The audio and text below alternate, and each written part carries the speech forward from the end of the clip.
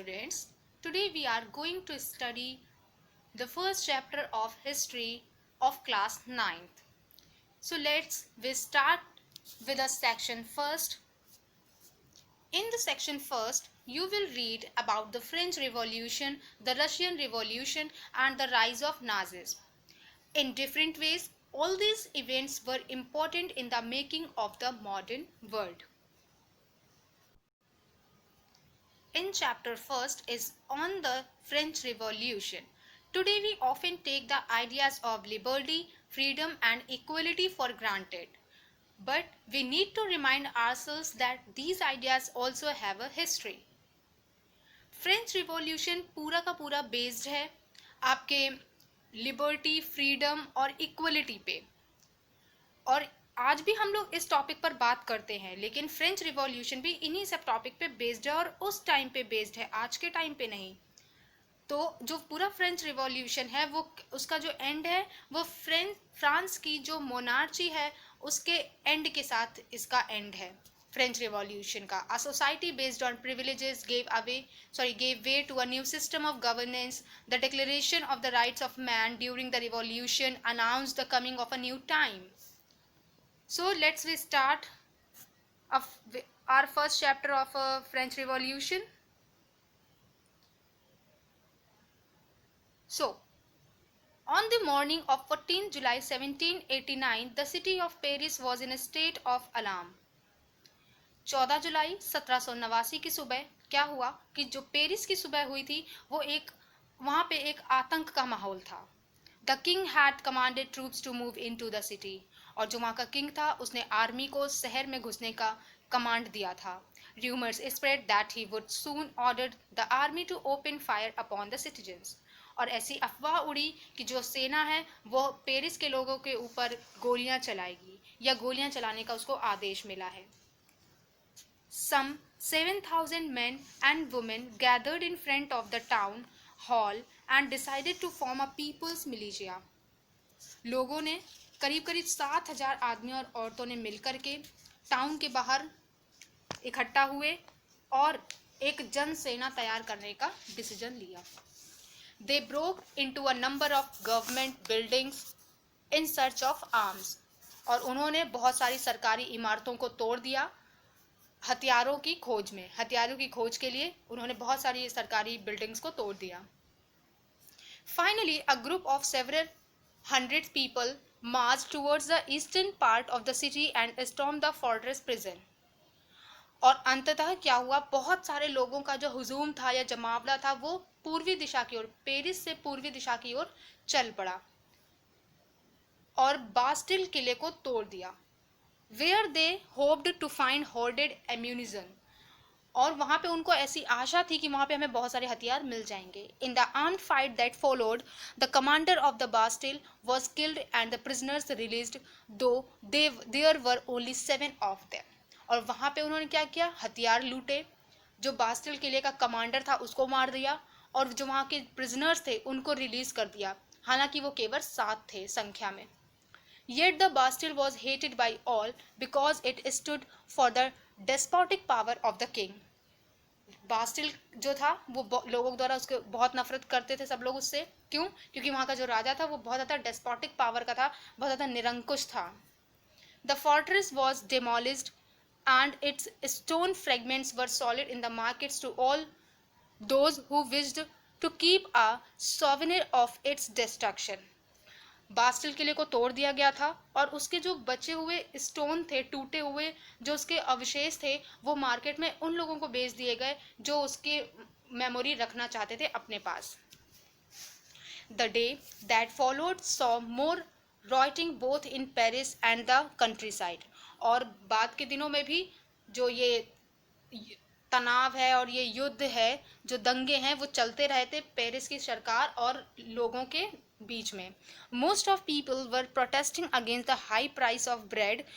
और ज़्यादातर लोग जो वहाँ की पाव रोटी थी, जो स्टेपल फूड था फ्रांस का, उसके प्राइस बढ़ने के अगेंस्ट प्रोटेस्ट कर रहे थे। Much later when historians looked back upon this time they saw it as the beginning of the chain of events that ultimately led to the execution of the king in the France. जो historian है वो बताते हैं कि France में ऐसा पहले भी हो चुका था and it was the beginning of the chain, और ये एक स्टार्टिंग थी फ्रांस के सिस्टम के अगेंस्ट, दो most people at time didn't anticipate this outcome. हालांकि बहुत से लोगों को इस नतीजे की उम्मीद नहीं थी कि ये how and why did this happen, कैसे क्यों और कैसे हुआ ये सब। तो हालांकि उनका जो अब let's we start with the first topic, French society during the late 18th century। In 1774, Louis XVI of the Bourbon family of kings ascended the throne of France।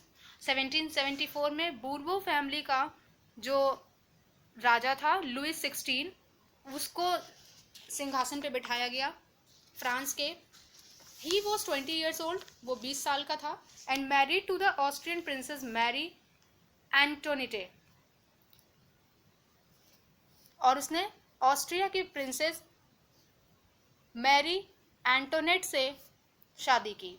Upon his accession the new king found an empty treasury, और अपने सिंहासन लेने के बाद, अपना सिंहासन पे राज करने के बाद उसने तुरंत देखा कि जो वहाँ का राजकोष है वो पूरा का पूरा खाली पड़ा हुआ है।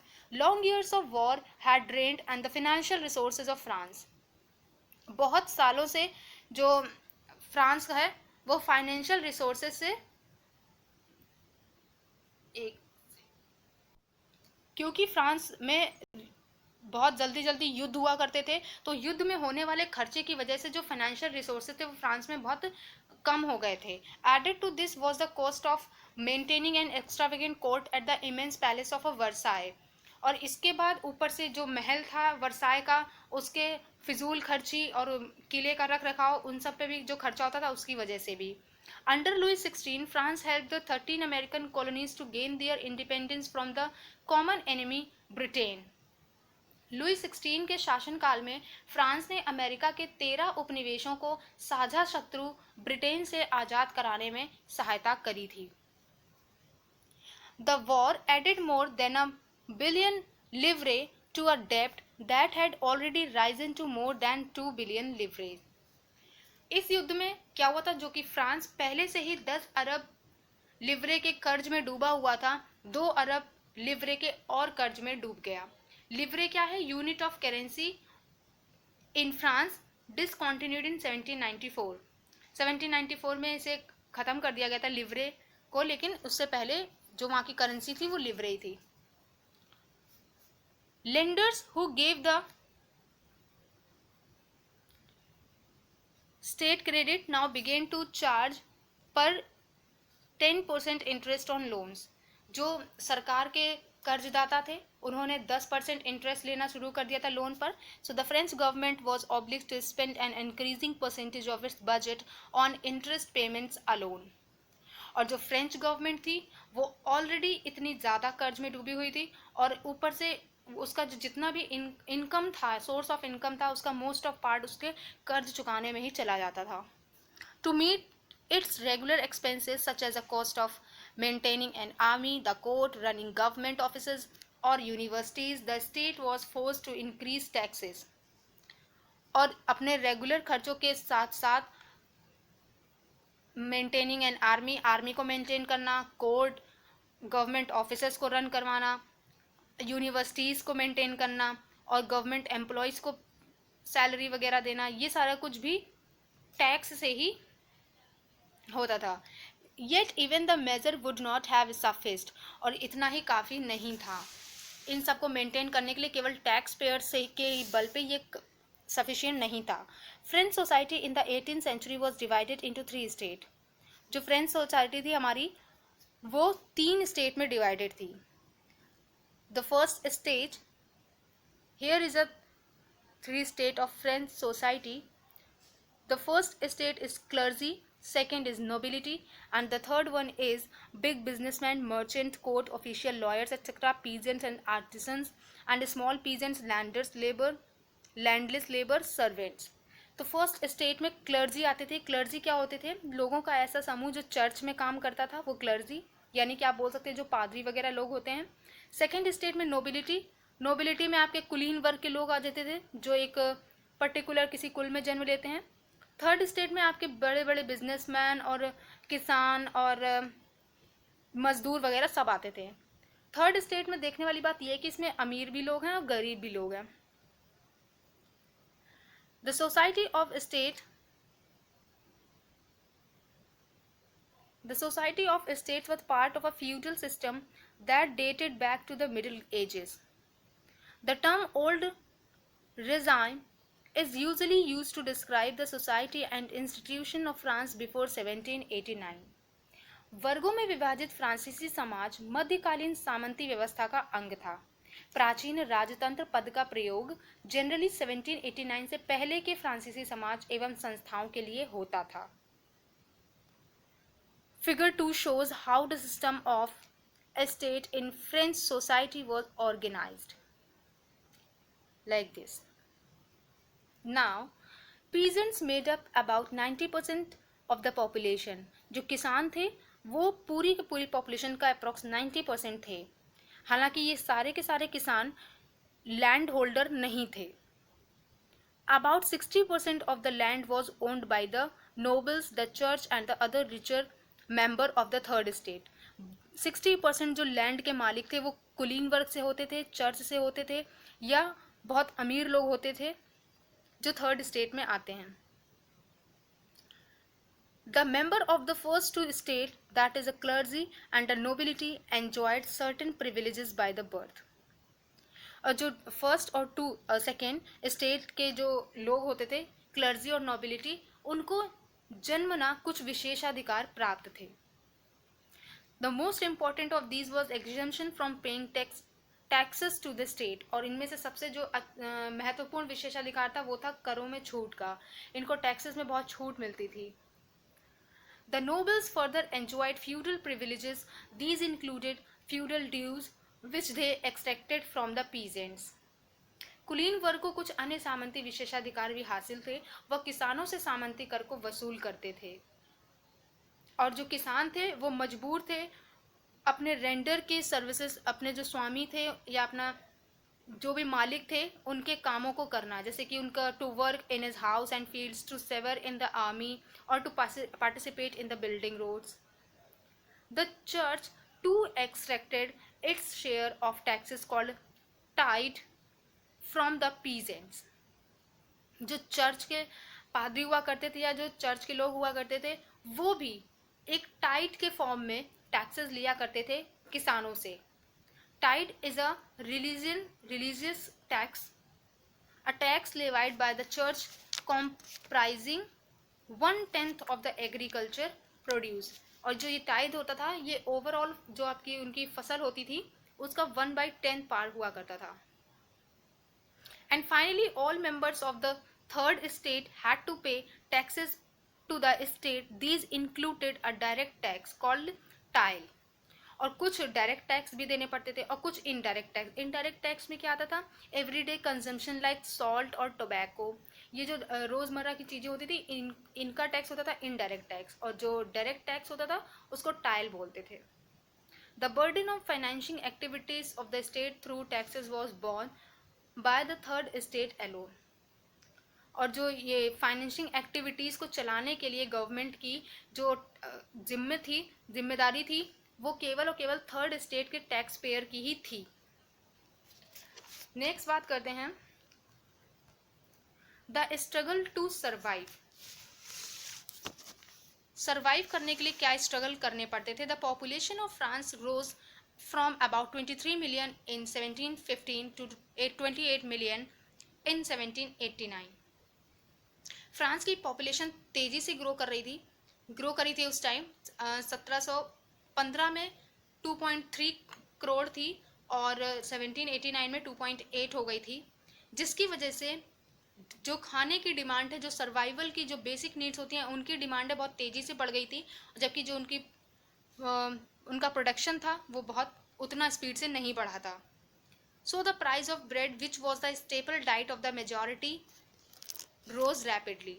और जो वहाँ का स्टेपल फूड है, डाइट है ब्रेड या पाव रोटी, उसकी डिमांड बहुत तेज़ी से बढ़ गई थी और उसका प्रोडक्शन उतना नहीं बढ़ा था. Most worker were employed as labours in workshops whose owner fixed their wages. ज़्यादातर जो लोग थे वो मजदूरी करने के लिए मजबूर थे और जो जिस वर्कशॉप में वो मजदूरी करते थे उसका जो मालिक होता था वही उनकी मजदूरी तय करता था. But wages did not keep pace with the rise in prices. लेकिन जो उनकी मजदूरी है वो महंगाई के साथ नहीं बढ़ रही थी. So the gap between the poor and the rich widened. और इस तरीके से गरीब और अमीर के बीच का जो गैप है वो बहुत बढ़ गया था. This things between worse when ever drought और हेल रिड्यूस द हार्वेस्ट. और ये चीज़ें तब और ज़्यादा बुरी हो जाती थी या बदतर हो जाती थी स्थिति जब उनकी फसल या तो सूखा पड़ने से या ओला गिरने से खराब हो जाती थी. This led to a subsistence crisis, something that occurred frequently in France during the Old Regime.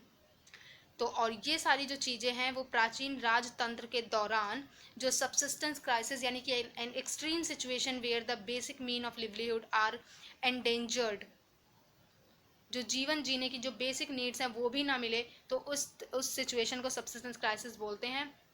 ये उस दौरान होने वाली आम घटना थी फ्रांस में. The next, growing middle class envisages an end to the privileges. यानी कि जो ग्रोइंग मिडिल क्लास है वो अपने विशेषाधिकारों के अंत की उसने कल्पना की थी. In the past, peasants and workers had participated in revolts against increasing taxes and food scarcity. जो खाद्यान्न की समस्या और बढ़ते हुए टैक्स की वजह से होने वाली जो समस्याएं थी उसके अगेंस्ट किसानों ने और कुछ वर्कर ने रिवोल्ट किया. But they lack the mean the programmes to carry out full scale measure that would bring about a change in the social and economic order. This was left to those groups with in the third state who had become prosperous and had access to the education and new ideas. लेकिन उनके पास क्या था, revolt तो किया, उनके पास सामाजिक एवं आर्थिक व्यवस्था में बुनियादी बदलाव लाने के लिए साधन एवं कार्यक्रम नहीं थे. उनके पास एक प्री प्लान्ड प्रोग्राम नहीं हुआ करता था. ये जिम्मेदारी तीसरे स्टेट के उन लोगों ने उठाई जो बहुत ज़्यादा समृद्ध और शिक्षित थे, इंटेलिजेंट थे, पढ़े लिखे थे और नए विचारों के कांटेक्ट में आ चुके थे. The 18th century witnessed the emergence of social groups termed the middle class, who earned their wealth through an expanding overseas trade and formed the manufacture of goods such as a woolen and silk textile that were either exported or bought by the richer members of society. 18वीं शताब्दी में कुछ ऐसे social groups आए जो middle class के थे और उन्होंने अपने आप को किस तरीके से बढ़ाया. उस दौरान समुद्र पारी व्यापार करके ऊनी वस्त्रों का व्यापार करके और सिल्क टेक्सटाइल यानी कि जो सिल्क का कपड़ा है उसका व्यापार करके अपने आप को समृद्ध किया और बना करके उसको क्या करते थे, उस सोसाइटी के या उसको या तो एक्सपोर्ट करते थे बाहर या उसी सोसाइटी के जो अमीर लोग होते थे वो खरीदते थे. और इसके आगे जो in addition to merchant and manufacturer the third state included profession such as lawyers and administrative official. और थर्ड स्टेट में अब मर्चेंट और मैन्युफैक्चरर के साथ साथ लॉयर्स और एडमिनिस्ट्रेटिव ऑफिशियल्स भी आने लगे थे.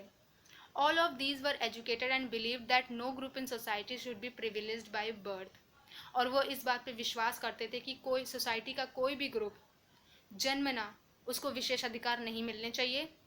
Rather a person social position must depend on his merit.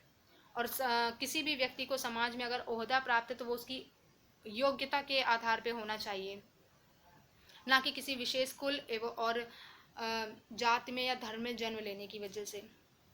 These ideas envisaging a society based on freedom and equal laws and opportunities for all were put forward by philosophers such as John Locke and Jean-Jacques Rousseau. और इन्हीं ऐसे ही विचारों को promote करने के लिए society में France के जो फिलोसोफर थे वो आगे आए और उनमें से जो मेन फिलोसोफर थे वो थे जॉन लॉक और Jean Jacques Rousseau. In his two treatises of government, Locke sought to refute the doctrine of the divine and absolute right of the monarch. John Locke कहते हैं अपनी book two treatises of government में कि जो राजा है उसकी दैवी शक्तियाँ और उसकी जो निरंकुशता है उसको ख़त्म किया जाना चाहिए, और वो इस बात पे विश्वास नहीं करते थे। Rousseau carried the idea forward. Rousseau ने इसी विचार को आगे बढ़ाते हुए एक ऐसी सरकार का प्रपोजल रखा जिसमें सरकार और गवर्नमेंट और लोगों के बीच में एक सोशल कॉन्ट्रैक्ट हो। In the spirit of a laws In the spirit of the laws, Montesquieu proposed a division of power within the government between the legislative, the executive and the judiciary. और the spirit of laws book में Montesquieu लिखते हैं कि उनको एक जो government की power है उसका डिवाइडेशन होना चाहिए, जो कि लेजिस्लेटिव, एग्जीक्यूटिव और जुडिशरी फॉर्म में हो सकता है। और इस मॉडल को आगे यूएसए ने फॉलो किया जब उसने अपने 13 उपनिवेशों को ब्रिटेन से आज़ाद करवा लिया था। और the ideas of these philosophers were discussed intensively in salons and coffee houses and spread among people through books and newspaper. These were frequently read aloud in groups for the benefit of those who couldn't read and write. The news that Louis XVI planned to impose further taxes to be able to meet the expenses of the state generated anger and protest against the system of privileges. और क्या हुआ कि ये सारे जो ideas हैं philosopher के वो सब के सब डिस्कस होते थे कहाँ, सैलॉन्स में और कॉफ़ी हाउसेस में, जहाँ पे सभी लोग ज़्यादा से ज़्यादा लोग इकट्ठे होते थे और उन आर्टिकल्स को, न्यूज़पेपर को और बुक्स को ज़ोर ज़ोर से पढ़ा जाता था ताकि जो लोग पढ़ लिख नहीं सकते हैं उनको भी पता चले। और द न्यूज़ दैट लुई 16, इसी समय लुई 16 द्वारा राज्य के खर्चों को पूरा करने के लिए फिर से जो उन्होंने टैक्सेस लगाए, इस खबर से जो विशेषाधिकार वाली व्यवस्था के विरुद्ध गुस्सा और ज़्यादा भड़क उठा। एंड तो ये था हमारा पूरा first topic the French revolution का। फ्रेंच रिवॉल्यूशन में आपको टोटल 6 टॉपिक्स पढ़ने हैं, उसमें से केवल ये एक टॉपिक था, French society during the late 18th century. Next topic हम लोग डिस्कस करेंगे नेक्स्ट वीडियो में। अगर आपको ये वीडियो अच्छा लगे तो प्लीज़ लाइक, शेयर और चैनल को सब्सक्राइब ज़रूर करें। Thank you so much.